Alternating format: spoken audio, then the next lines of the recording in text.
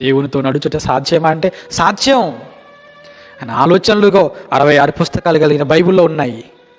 ఆయన ఆలోచనలతో మీ ఆలోచన కలుపుకోండి. తండ్రి, ఎలా బ్రతకమంట భూమి మీద నన్ను, ఎలా బ్రతకమని ఆజ్ఞాపించావు, ఆ మాటలు నాకు తెలియచేయి.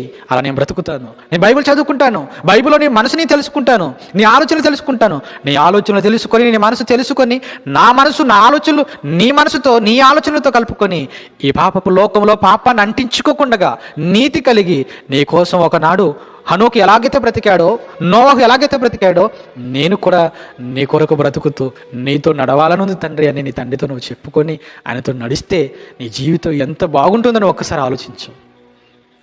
ద్రోహులతో నడవటం ఎందుకు, వ్యభిచారులతో నడవటం ఎందుకు, అబద్ధికులతో నడవటం ఎందుకు, వారితో మన స్నేహబంధాలు ఎందుకు చెప్పండి.